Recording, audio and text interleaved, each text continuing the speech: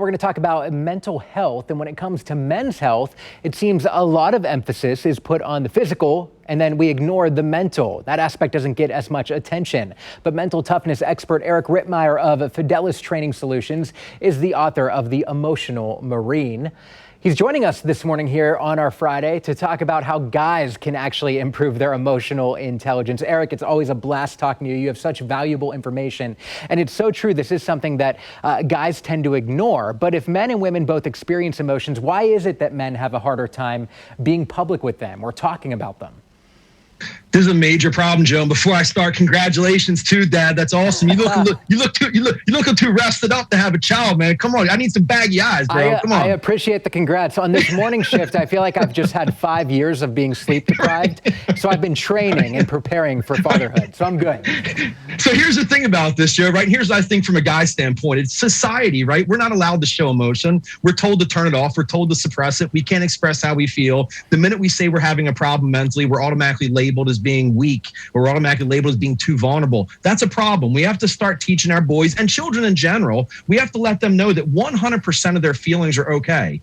Every single feeling they have, it's okay. It's how they respond to those feelings that's important. We have to do a better job at teaching our children how to express how they feel in a way other than being angry or being mean or being rude. We have to teach them skills for how to articulate how they feel. It's such a good point. And I do feel like more and more we're seeing this being looked at as something that is strong, being open about your emotions. But so much work is needed to be done. And as you mentioned, it has to start with our kiddos. So this would be valuable information for me as I'm getting ready to raise a little boy.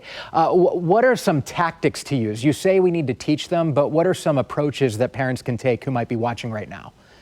100%. And this gets difficult too, Joe, because it's almost kind of like the blind leading the blind, right? Mm-hmm. Like as adults, we didn't get training on how to control our emotions. So it's us trying to teach our kids how to do something we don't fully know how to do. I think where it all starts with our children especially is it has to be age specific. Children have different levels of mental capacity as far as the conversations we're having, but it starts with letting them know that their feelings are okay. I take your feelings seriously. Let's discuss how you feel. We have these mechanisms that we've built up over time because we've been in situations, we've had to deal with stressful things, whatever.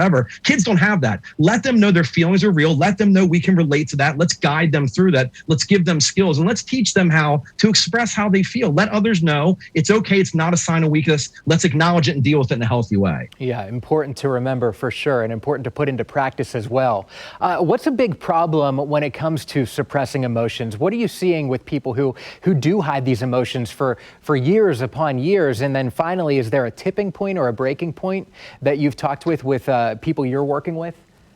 Yeah, a great point, Joe. And it's like, I'm a lot older than you, right? When I was a kid, I used to be told, don't hold in your sneezes. If you do, your lungs are going to collapse. Our emotions are the same exact way. We can't expect people to hold these things in for long periods of time. At some point, it's going to overflow. For boys especially, they have to realize that these emotions need to come out. There's a reason why 78% of suicides are males. 80% of fatal heroin overdoses are males. 98% of mass shootings are males. Why is that? I'm not saying the only reason is because males suppress emotion, but that's a critical piece of this. Let's start letting our boys know. Let's talk about how we feel. Let's show ways to do it. And let's not allow our emotion to get the best of us. Let's find good ways to express how we feel. And before I let you go, something that would also be important to discuss right now is for women watching. How can they play a role in making sure the men in their life, whether it be a significant other, a family member, a friend, feels able to talk to them about their emotions?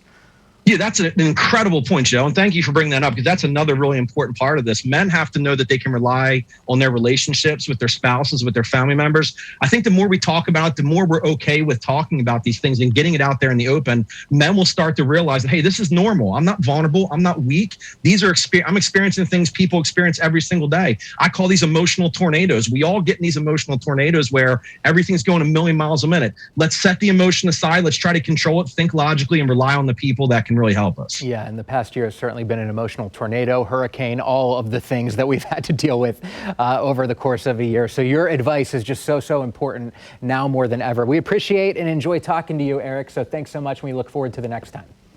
Likewise, Joe. Awesome seeing you. Thanks, buddy. All right, have a good one.